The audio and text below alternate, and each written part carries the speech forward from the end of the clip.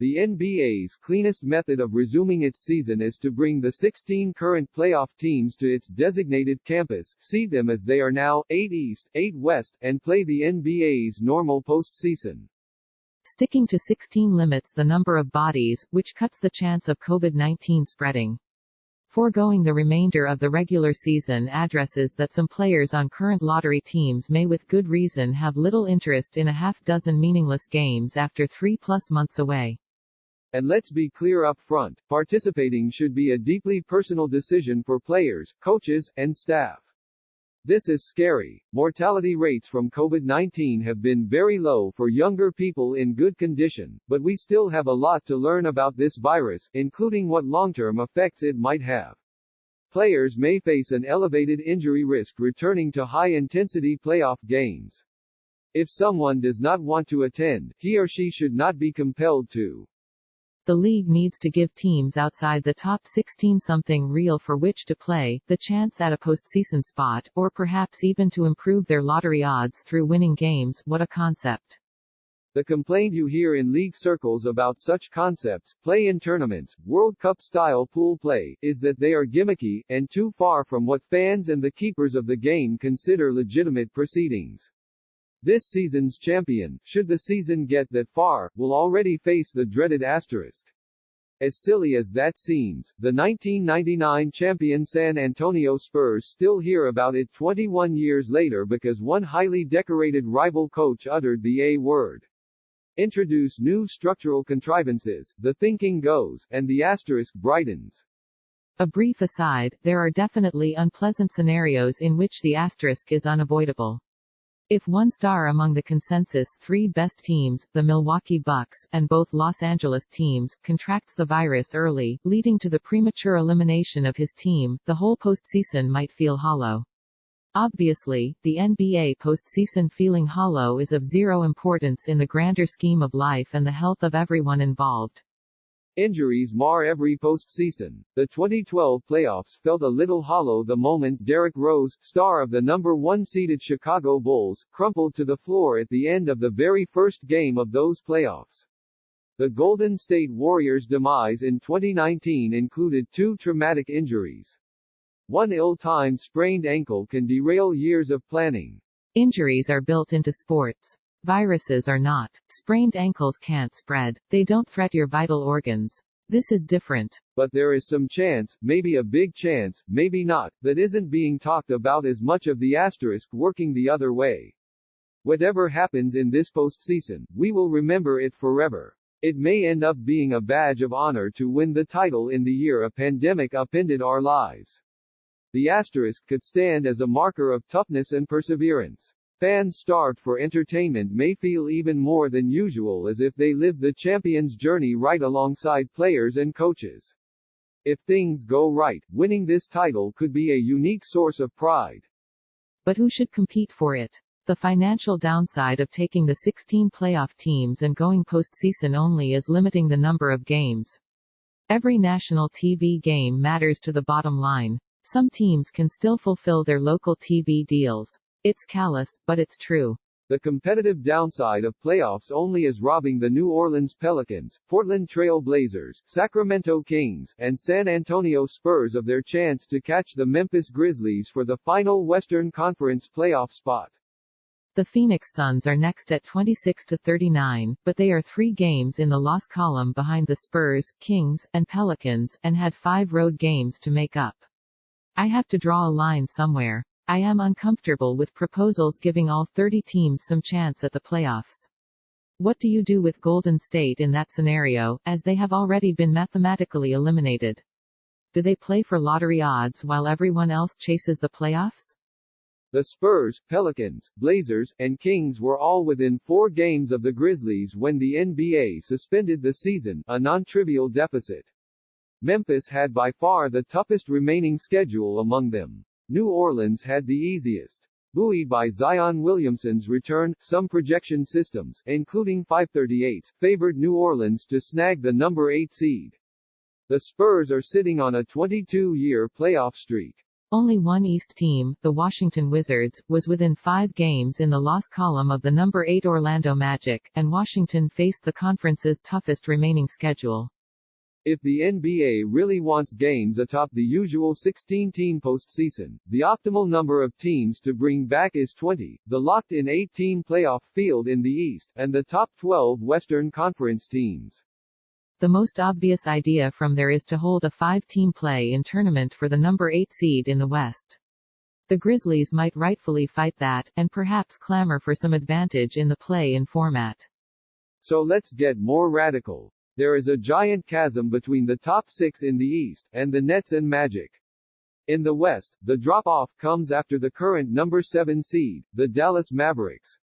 Our group of 20 thus features 13 strong playoff teams, and 7 sub-500 outfits that are roughly alike.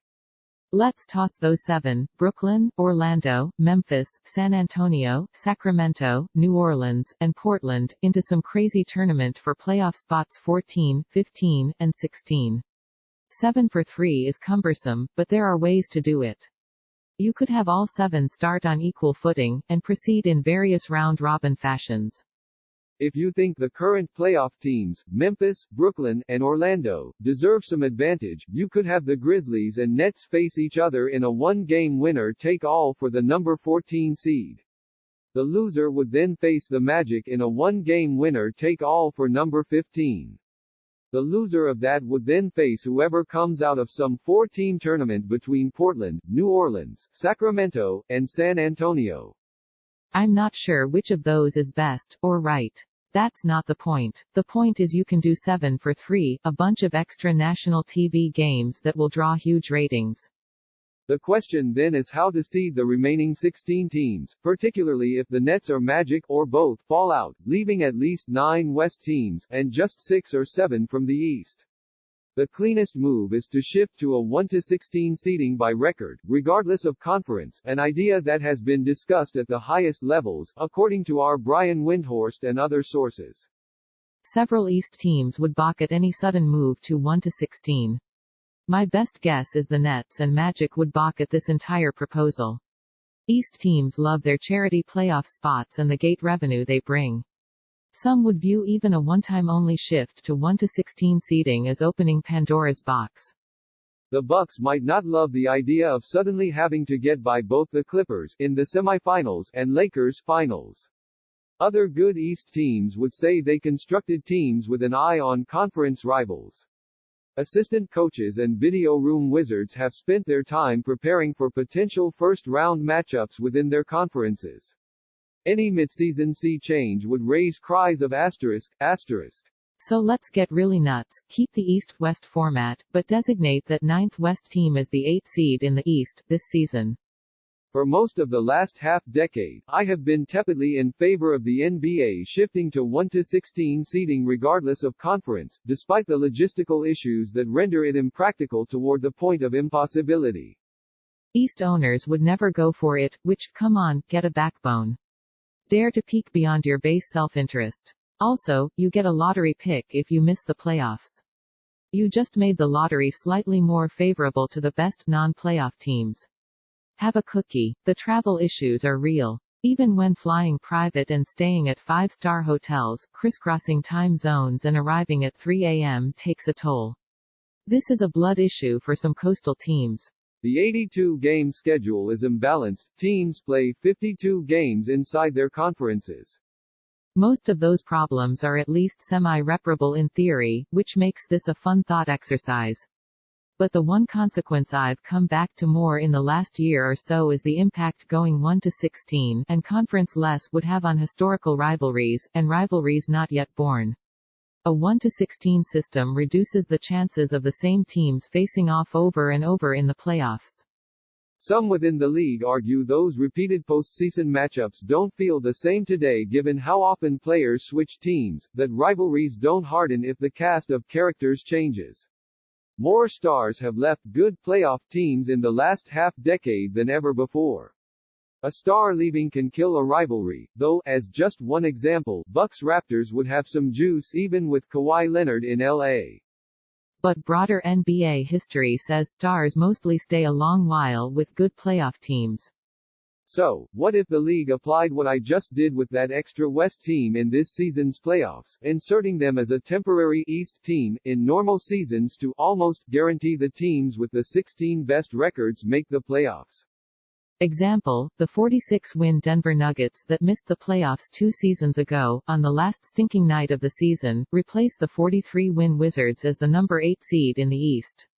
We get the 16 best teams and maintain the general East-West structure, and the rivalries it generates. Did we just thread the needle?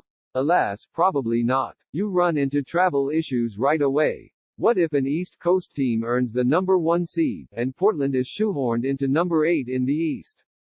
It's not fair to force the number 1 seed into a 2-2-1-1-1 format that includes as many as 4 coast-to-coast trips. Through no fault of its own, the top seed in one conference could face a superior number 8 seed than its fellow number 1 across the bracket. There are potential remedies, none of them all that appealing. The league could allow the number 1 seed to pick its first-round opponent from among the other playoff teams in its conference and perhaps the 2 worst playoff teams from the opposite conference. That could foist cross-country travel onto the number 2 seed, which seems unjust. If one top seed gets to pick its opponent, the top seed in the other conference might demand the same right. Incidentally, I have not heard a ton of support among teams for the pick your opponent concept. Reverting to the 2-3-2 format even for just this specific first-round series would have the number of potential coast-to-coast trips. The NBA could always return to 5-game first-round series, though no one seemed eager even before the pandemic to slice away postseason gate receipts. You could get really nutty and give any number 1 seed in this situation, facing unique cross-country travel early, an extra home game, though that seems harsh toward the underdog. In some seasons, this would not be an issue. Both conferences have plenty of teams in the middle of the country. But in a lot of seasons, it would be a problem with no elegant solution.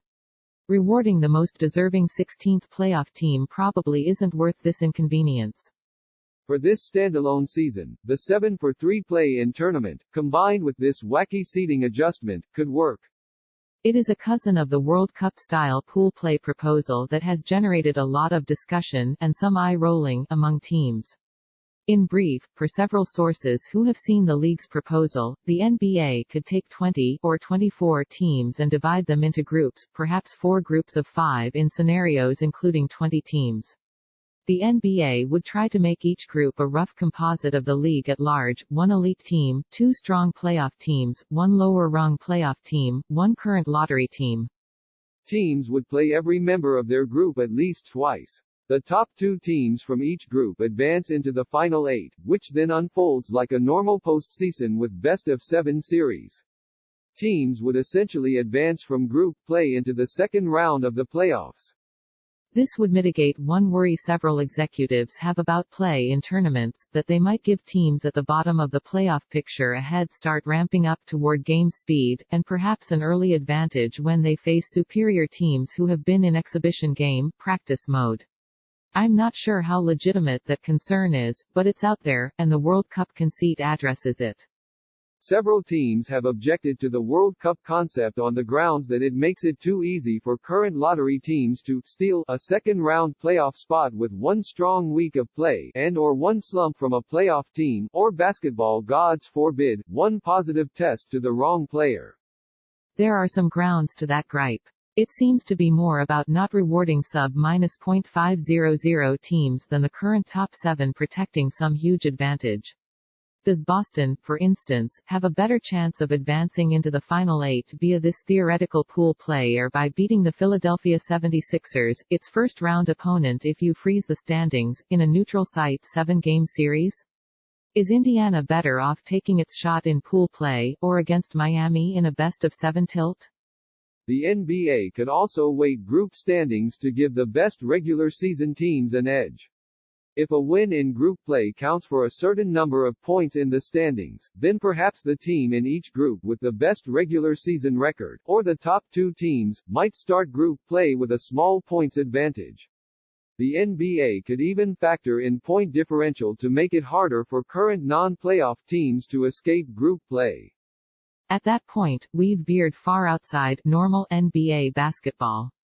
Nothing is normal right now, but once you pile weighted point systems atop unfamiliar competition structures, you trend toward gimmickry, and raise questions about asterisks and legitimacy. All these formats require collective bargaining. If the NBA is determined to bring back more than 16 teams, and if there is a will to come back among the players, coaches, and staff comprising those extra teams, some play-in tournament seems the most logical method. There is no version that will satisfy everyone.